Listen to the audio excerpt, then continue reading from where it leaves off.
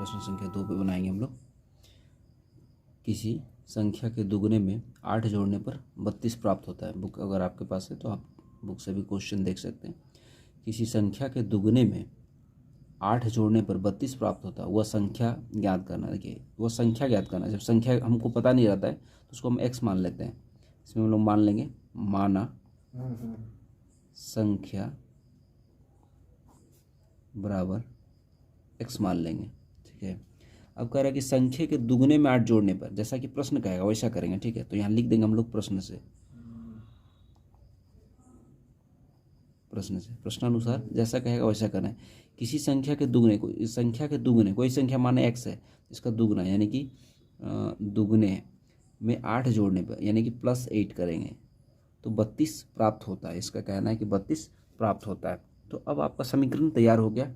अब आप अगर समीकरण हल करना सीख गए हैं तो आप आसानी इसको यहाँ से x का मान निकाल सकते हैं, यानी कि संख्या आपको प्राप्त हो जाएगी। तो इसको निकालेंगे हम 2x, यहाँ चिन्ह लगा लीजिए आप, ये आका इक्वल टू 32 है, +8 है, बराबर के उधर जाएगा तो -8 हो जाएगा। ठीक है, तो 2x बराबर 32 में से 8 आप घटा लीजिए, 32 में से 8 घटा लेंगे तो कितना हो जाएगा 24। तो चलिए यहाँ लिख देते हैं 24।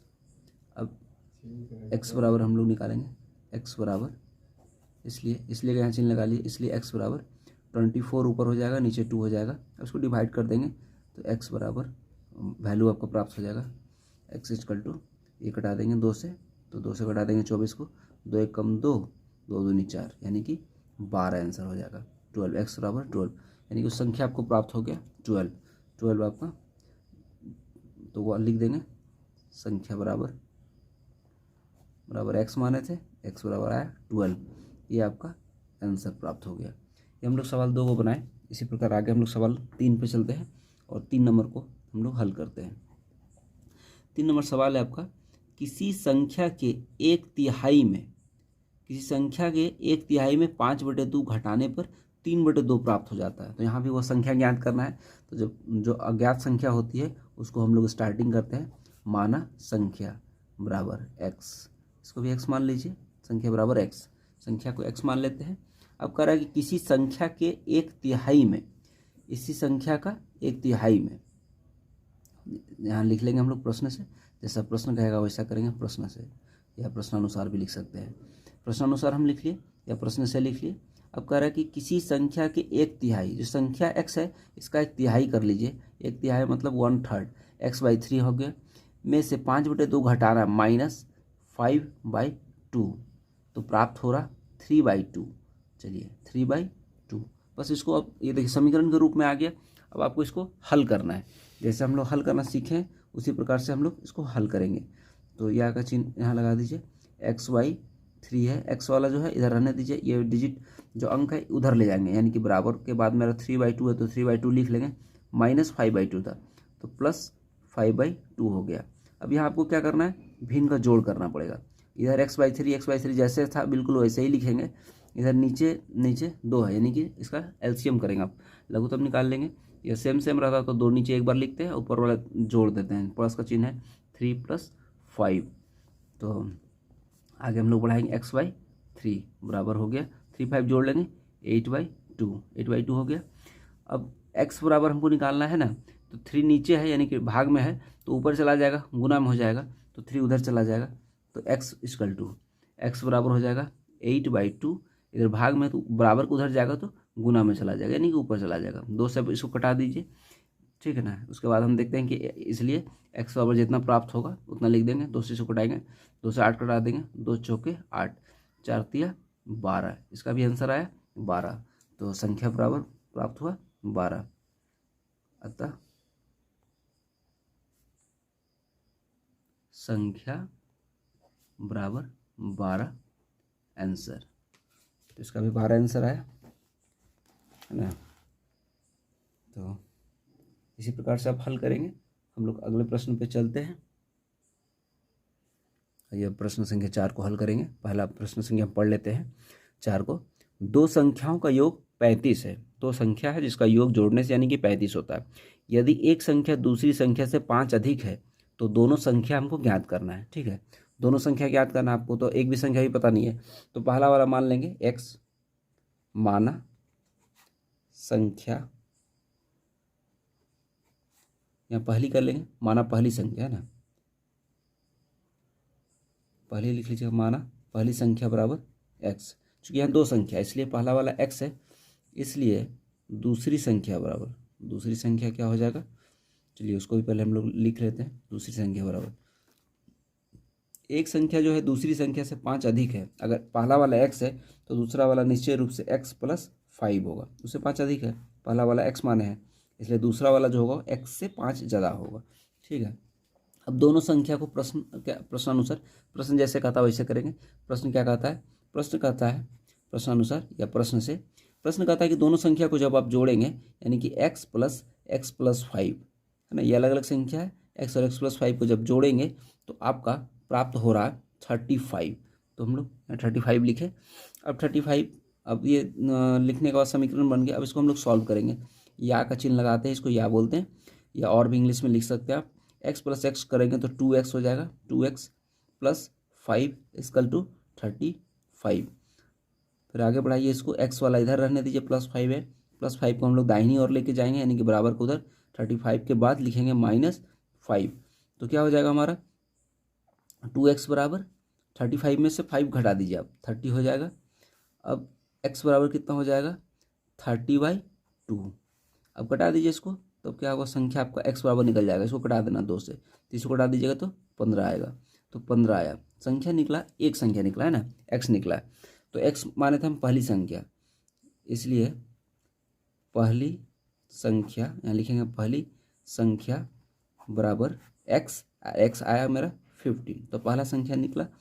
और दूसरी संख्या भी आपको लिखना जो 5 अधिक है, और दूसरी संख्या क्या हो जाएगी, जो हमने पहले आया है उसमें 5 और बढ़ा देना, यानी कि x + 5, यानी कि x था मेरा, x की जगह 15 निकला है और पहले से इसमें 5 जोड़ देना है, तो ये हो जाएगा टोटल 20। तो ये आपको पहली संख्या 15 और दूसरी संख्या 20 आंसर के रूप में हमें प्राप्त हो गया है। इसी प्रकार अगले प्रश्न पे चलते हैं। चलिए हम लोग चलेंगे अब प्रश्न संख्या 5 को सॉल्व करेंगे। 3 लगातार पूर्णांकों का योग 51 है और पूर्णांक ज्ञात करना। 3 है और लगातार है, पूर्णांक का योग 51 है। तो मान लीजिए पहला मान लेंगे x, माना 3 पूर्णांक संख्या, माना पहला पूर्णांक संख्या लिखेंगे, इसको पूर्णांक है, पूर्णांक बराबर x, पहला पूर्णांक x मान लीजिए, लगातार है ना, 3 लगातार है, इसलिए दूसरा, पहला के बाद दूसरा हम लोग लिखेंगे। दूसरा पूर्णांक क्या हो जाएगा, लगातार है, यानी कि x है पहला, तो दूसरा हो जाएगा x + 1, और तीसरा भी हम लोग लिख लेंगे, तीसरा पूर्णांक क्या हो जाएगा, x में अब 2 जोड़ना पड़ेगा, x + 2, तो लगातार 3 पूर्णांक हो गया। अब प्रश्न से लिखेंगे, तीनों का योग जो होता है यहाँ 51 दिया हुआ है, तो चलिए यहाँ लिख लेंगे प्रश्न से, है ना, प्रश्न से लिख लिए। अब हम तीनों संख्या को लिखेंगे, यानी कि x, फिर x + 1, फिर x + 2, ये जो तीनों पूर्णांक संख्या है, इसको जब जोड़िएगा तो प्रश्नानुसार कहता है कि 51 आएगा। चलिए अब इसको सॉल्व करेंगे हम लोग आगे। यहाँ देखिए टोटल x कितना है, गिन लेंगे, 1 ठो, 2 ठो, 3 ठो, तो 3x लिख देंगे, और संख्या को जोड़ देंगे, 2 और 1 है, तो +3 = 51। अब हम लोग +3 को दाहिनी ओर लेके जाएंगे, यानी कि बराबर की बाद, तो बराबर देखिए 51 + 3 है, तो इधर आ जाएगा -3। अब हम लोग 3x बराबर लिखेंगे, 51 में से आप 3 घटा लीजिए, ठीक है ना, 51 में से 3 घटेगा तो 48 आ जाएगा। अब x बराबर निकालेंगे, x और क्या हो जाएगा, 48/3। अब x से कटाना है आपको, ठीक है, x से आप इसको कटाइए, x का मान निकल जाएगा कटाने से, है ना, x पावर निकल जाएगा, यहाँ से कटाइए, 3 एकम 3, 3 छक 18, यानी कि 16 निकल गया। x का वैल्यू आपका 16 निकल गया। x जो हम माने थे, पहला हम लोग संख्या माने थे, तो बारी बारी से हम लोग तीनों संख्या को यहाँ लिख देंगे, है ना। तो पहला संख्या x माने थे, तो इसको पहले लिखिए, पहला संख्या या पहला पूर्णांक संख्या लिखेंगे, पहला पूर्णांक लिखना है, संख्या है नहीं लिखना, पहला पूर्णांक दिया हुआ तो पूर्णांक है तो पूर्णांक लिखेंगे। पहला पूर्णांक बराबर x माने थे, x आ गया आपका 16। तो अब इसको दूसरा वाला क्या हो जाएगा, चलिए लिखते हैं। इसलिए का चिन्ह दे दीजिए सामने। इसलिए दूसरा पूर्णांक बराबर x + 1 था, यानी कि 16 + 1 यानी कि 17। और अंतिम वाला निकालेंगे। और तीसरा पूर्णांक बराबर क्या हो जाएगा, x + 2 माने थे बराबर, यानी कि x की जगह वैल्यू आया मेरा 16 + 2 बराबर 18। तो ये आपका आंसर हो गया 16, 17, 18। ये तीनों आंसर हो गया है ना, 16, 17, 18। ठीक है, इसी प्रकार से आप अगले प्रश्नों को हल करेंगे। आइए 6 नंबर प्रश्न पे चलते हैं। 6 नंबर प्रश्न को भी हम लोग बनाएंगे। 6 नंबर प्रश्न भी लगभग उसी तरह है, मगर यहाँ थोड़ा सा अंतर है। क्या, 6 के 3 लगातार गुणजों का योग 144 है। यहाँ गुणज ज्ञात करना है ना, ये थोड़ा सा डिफरेंट है। क्या डिफरेंट है उसको हम लोग यहाँ क्लियर कर दें। तो चलिए आइए प्रश्न संख्या लिखते हैं 6।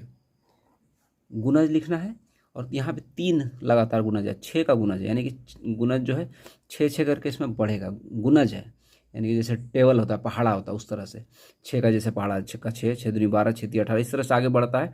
तो कोई भी 3 गुणज हो सकता है 6 का, ठीक है, उसका योग 144 है। तो माना पहला गुणज, माना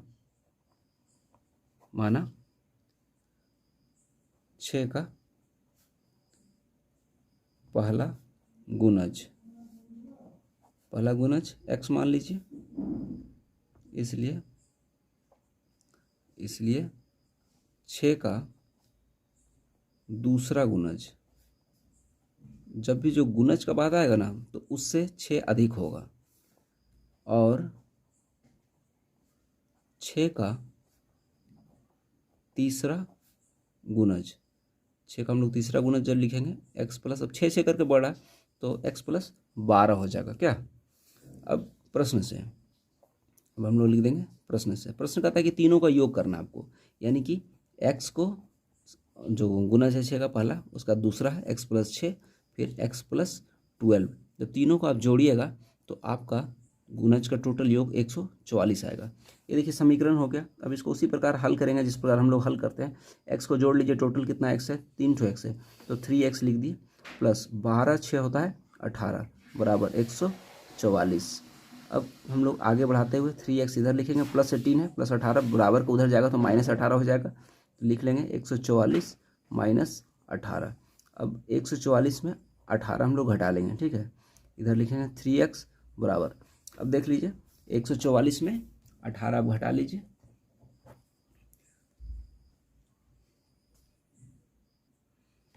तो 126 हो गया घटाने के बाद। अब हम लोग x बराबर निकालेंगे, x बराबर 126 ऊपर हो जाएगा, भाग में गुना में 3 है तो भागा में जाएगा 3 इधर। अब इसे 3 से कटा दीजिए, 3 से 12 कट जाएगा, 3 चौके 4 बार में 12, 3 दूनी 6 यानी कि 42 आया। x बराबर आ गया 42। x जो माने थे आप पहला, 6 का पहला गुणज, इसलिए 6 का पहला गुणज बराबर x बराबर आया 42। तो पहला आंसर हुआ 1। उसके बाद 6 का दूसरा गुणज बराबर x + 6 यानी कि 42 में अब 6 जोड़ दीजिए, है ना, तो 48 हो जाएगा। दूसरा गुणज भी निकाल दिए। अब 6 का तीसरा गुणज बराबर x + 12 है। तो इसमें आपको 42 में 12 जोड़ना है, तो कितना हो जाएगा 54। तो ये 3 आंसर हो गया, 42, 48 और 54, ये तीनों आंसर हो गया ना।